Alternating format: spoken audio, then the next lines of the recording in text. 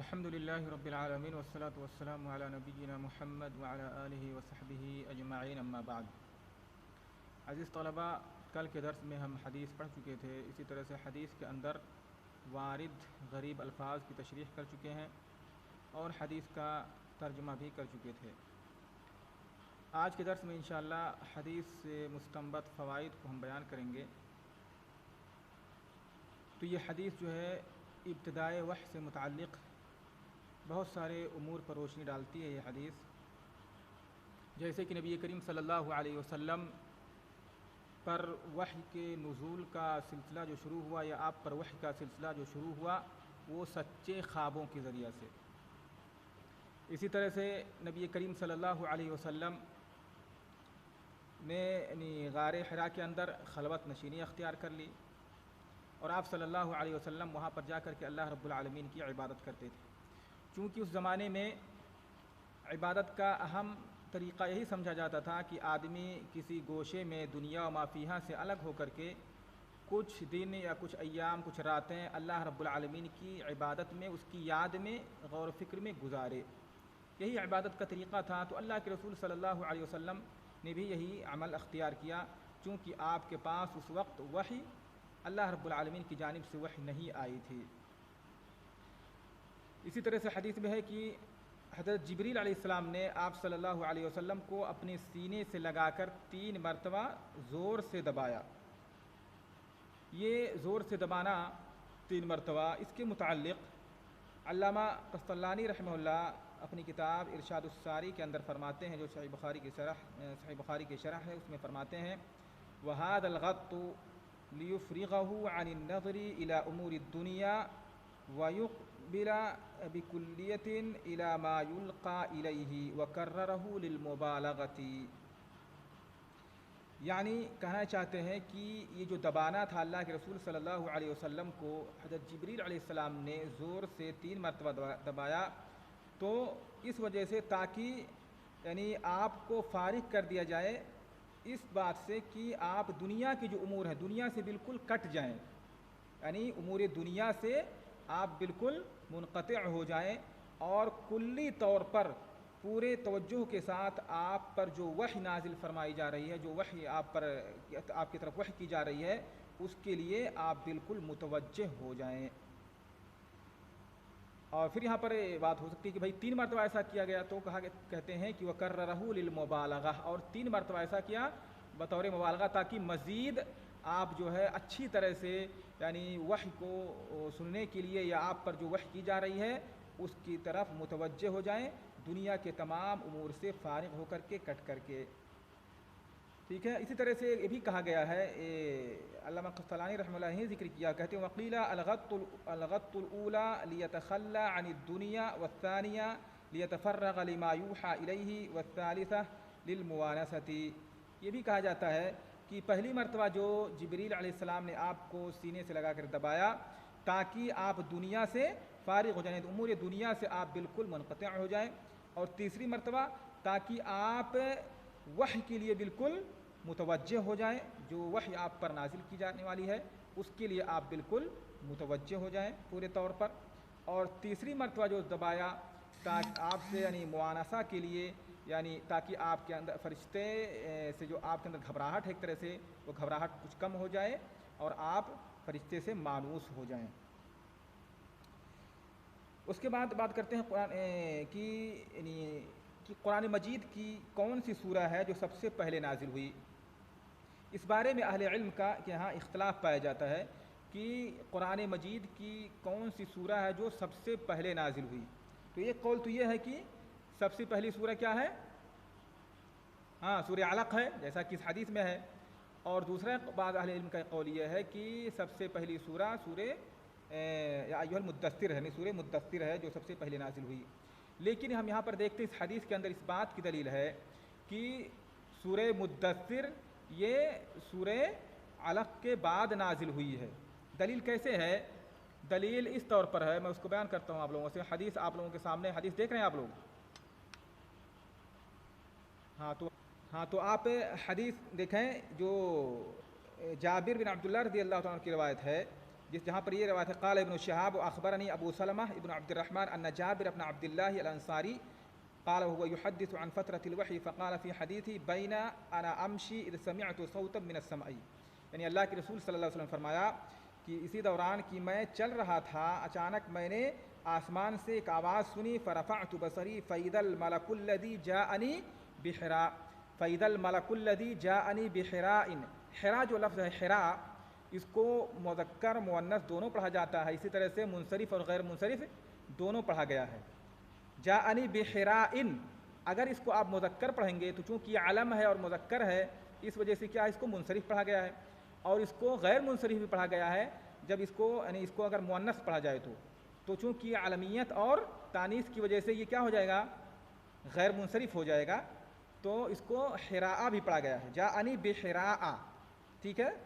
کل اس کا تذکرہ میں نے نہیں کیا تھا، تو کہتے ہیں دلیل جو یہاں پر اس حدیث میں دیکھیے دلیل کہاں محل شاہد کیا ہے اور وجہ استشہاد کیسے ہے۔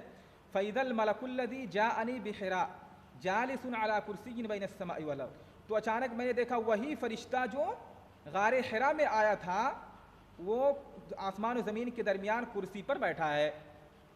یہ اس بات کی دلیل ہے آپ کا یہ کہنا کہ وہی فرشتہ، گویا کہ اس فرشتے کو آپ صلی اللہ علیہ وسلم اس سے پہلے غار حرا میں دیکھ چکے ہیں، فرشتے سے آپ کی ملاقات ہو چکی ہے۔ اس کے بعد کہتے ہیں پھر آگے دیکھیے فرعبت منه فرجعت فقلت زملوني زملوني فانزل الله عز وجل یا ایها المدثر، یعنی میں اس کے بعد اس سے گھبرا گیا، مجھ پر گھبراہٹ طاری ہو گئی، پھر میں واپس لوٹ آیا اور میں نے کہا مجھے چادر اڑاؤ، پھر اس کے بعد اللہ رب العالمین نے یا ایها المدثر نازل فرمائی۔ تو یہ حدیث اس بات کی دلیل ہے، علماء نے اس سے استدلال کیا ہے کہ سورہ مدثر سورہ علق کے بعد نازل ہوئی ہے۔ واضح مشائخ؟ یعنی محل شاہد اور وجہ استشہاد سمجھ میں آ گیا اس حدیث سے کیسے استدلال کیا گیا ہے کہ سورہ علق جو ہے یہ پہلے نازل ہوئی ہے، یعنی اقرا بسم پہلے اور سورہ مدثر یہ بعد میں نازل ہوئی ہے۔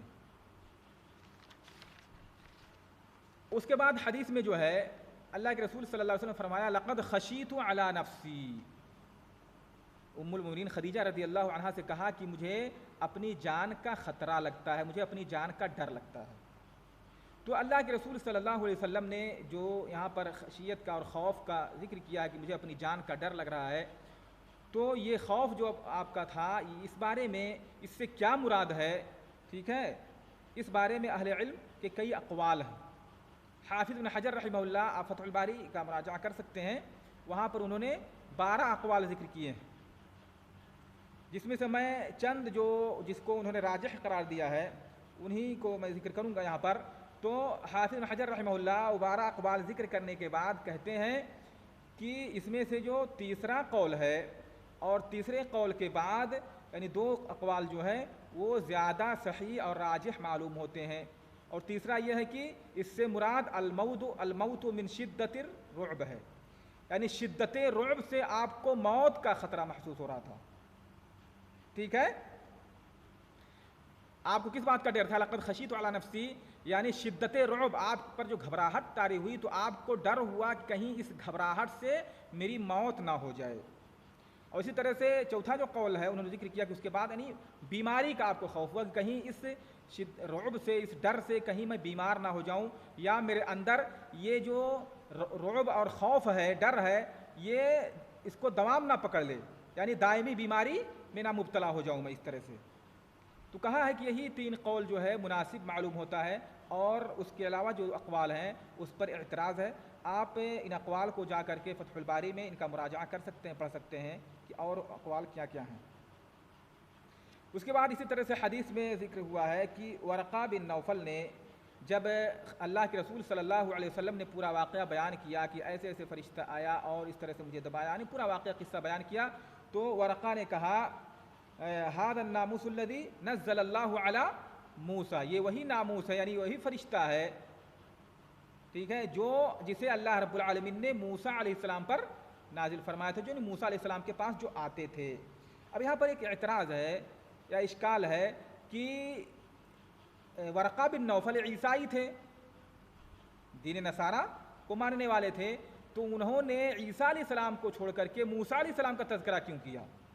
یعنی مناسب یہ تھا کہ ان کو یہ کہنا چاہیے تھا کہ ھذا الناموس الذی نزل اللہ علی عیسیٰ، کہ وہی فرشتہ جو جسے اللہ رب العالمین عیسیٰ علیہ السلام کے پاس بھیجتا تھا، تو انہوں نے موسیٰ کا نام کیوں لیا؟ اس کا جواب یہ ہے، حافظ ابن حجر رحمہ اللہ فرماتے ہیں لأن کتاب موسیٰ مشتمل علی اکثر الاحکام بخلاف عیسیٰ وکذلک النبی صلی اللہ علیہ وسلم، کیونکہ موسیٰ علیہ السلام کی جو کتاب ہے تورات، وہ یعنی شریعت کے اسی طرح سے بہت سارے احکام اور مسائل پر مشتمل ہے، برخلاف عیسیٰ علیہ السلام کے، کیونکہ عیسیٰ علیہ السلام یہ اللہ رب العالمین کو الگ سے کوئی نئی شریعت نہیں دی تھی، بلکہ یہ موسیٰ علیہ السلام کی شریعت کی تبلیغ ہی کے لیے آئے تھے۔ ایسا ہے کہ نہیں؟ ایسا عیسیٰ علیہ السلام موسیٰ علیہ السلام کی شریعت کی تبلیغ ہی کے لیے آئے تھے، تو گویا کہ یعنی موسیٰ علیہ السلام کے دین کے مبلغ تھے، تو اصل موسیٰ علیہ السلام ہوئے، ٹھیک ہے، اسی لیے انہوں نے موسیٰ علیہ السلام کا ذکر کیا، ٹھیک ہے۔ اور چونکہ اللہ کے نبی صلی اللہ علیہ وسلم کی جو شریعت ہے، جو کتاب آپ کو دی گئی، وہ بھی بہت سارے احکام پر مشتمل ہے، تو اس مناسبت سے، ٹھیک ہے۔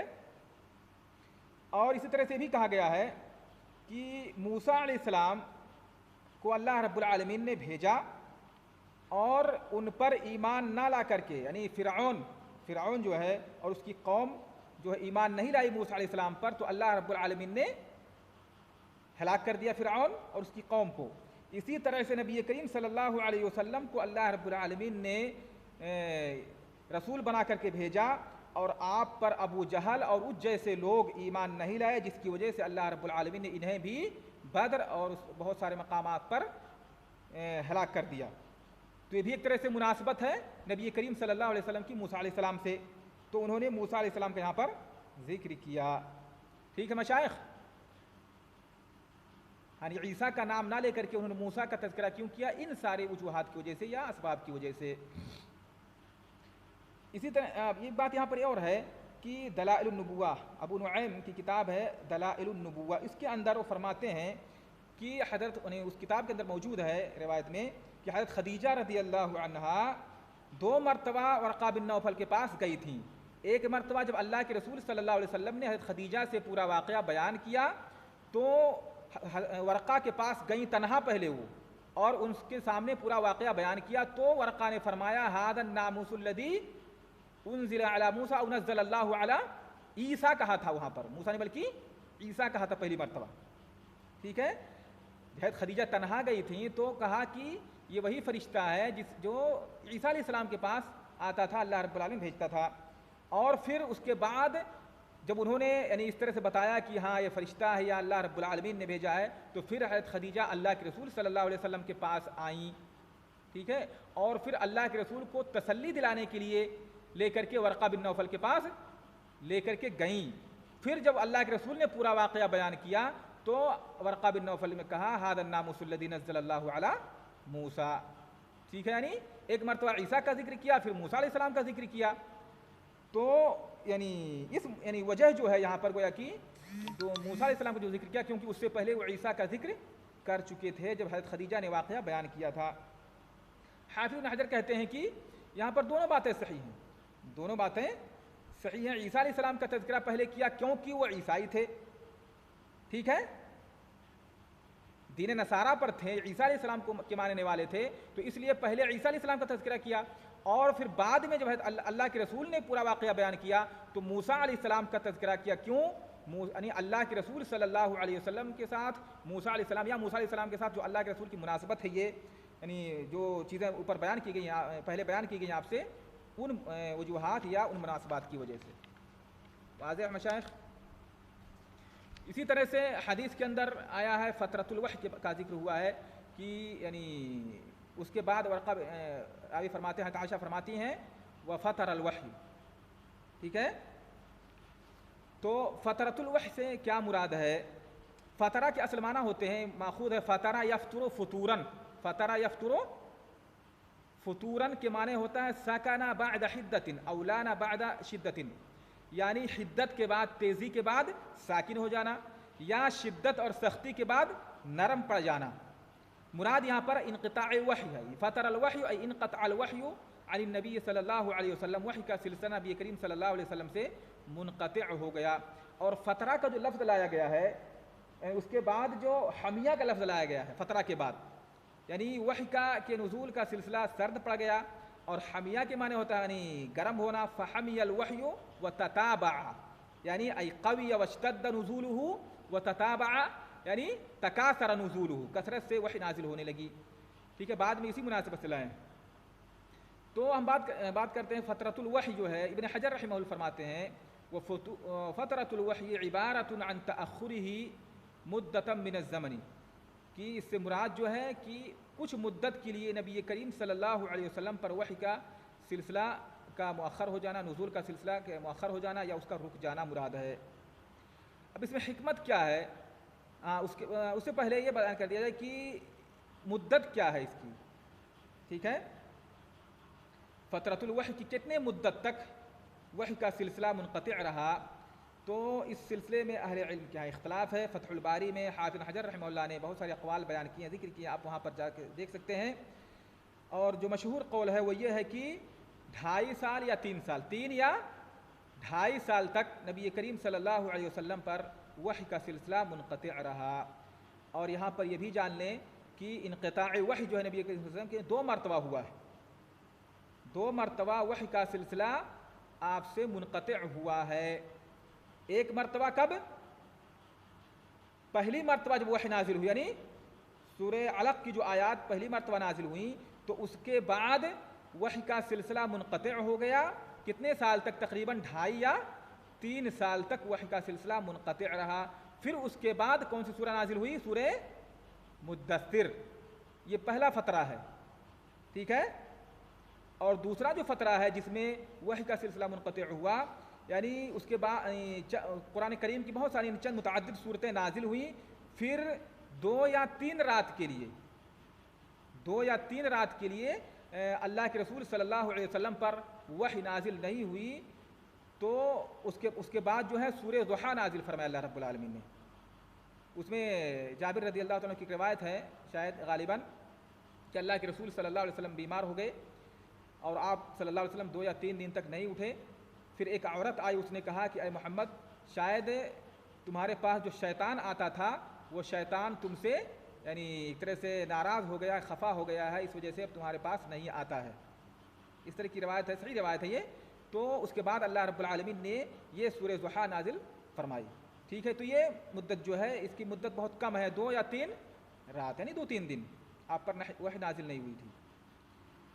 اب پہلا فترہ جو ہے جس میں 2 یا 2.5 سال تک شروع میں وحی نازل ہوئی، اس کے بعد 2 یا 2.5 سال جیسا کہ علماء نے ذکر کیا ہے آپ پر وحی کا سلسلہ منقطع ہو گیا۔ اس میں حکمت کیا ہے، کیوں وحی نازل نہیں ہوئی؟ تو حافظ ابن حجر رحمہ اللہ اس تعلق سے فرماتے ہیں وَكَانَ ذَلِكَ لِيَذْهَبَ مَا كَانَ صلی اللہ علیہ وسلم وجدہ من الروع وَلِيَحْصُلَ لَهُ التَّشَوُّفُ إِلَى الْعَوْدِ، اور یہ وحی کا سلسلہ جو منقطع ہو گیا، ٹھیک ہے، اس وجہ سے تاکہ آپ صلی اللہ علیہ وسلم کے اندر جو گھبراہٹ تھی وہ گھبراہٹ آپ سے دور ہو جائے۔ دھیرے اس کے بعد پھر وحی نازل، ظاہر سی بات ہے فرشتے کو پہلی مرتبہ آپ نے دیکھا تو آپ کے اندر یعنی ایک طرح سے وحشت تھی اور گھبراہٹ تھی، تو دھیرے دھیرے اس طرح وحی کا سلسلہ منقطع ہو گیا تاکہ آپ سے وہ خوف اور وہ گھبراہٹ دور ہو جائے، اور دوبارہ وحی کے نزول کے لیے آپ کے اندر شوق پیدا ہو جائے کہ دوبارہ وحی نازل ہو، اور آپ کے اندر اس کے نزول اس کے لیے آپ کے اندر شوق پیدا ہو جائے۔ اس لیے وحی کا سلسلہ کچھ دن تک کے لیے منقطع ہو گیا۔ ٹھیک ہے،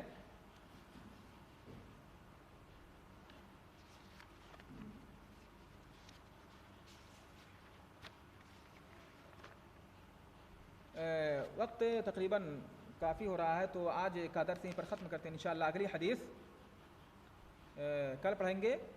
اگر آپ لوگوں کے ہاں کوئی سوال ہے یعنی پچھلے دروس سے متعلق جو کچھ بیان کیا گیا آپ لوگوں کے سامنے، کوئی چیز نہ سمجھ میں آئی ہو تو آپ پوچھ سکتے ہیں۔ ہاں آفاق، اسماعیل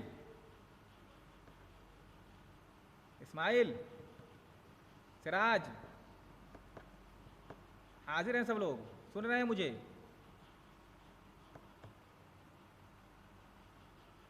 ہاں تو اب چالو کر لیجئے.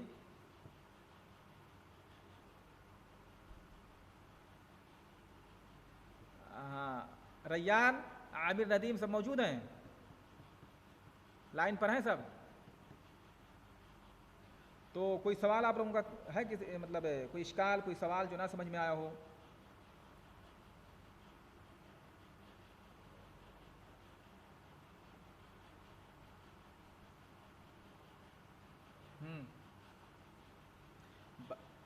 بتائے تو جیسا کہ حافظ بن حجر رحمہ اللہ نے ذکر کیا ہے, تاکہ وہ جو وحی نازل ہوئی پہلی مرتبہ تو آپ کے اندر ایک گھبراہٹ پیدا ہوئی, یہاں تک کہ اللہ رسول نے کہا کہ لقد خشیت علی نفسی, یعنی ایک طرح سے مجھے موت کا ڈر ہے, کہیں ایسا نہ ہو کہ اس گھبراہٹ اور اس خوف کی وجہ سے میں بیمار ہو جاؤں. ٹھیک ہے,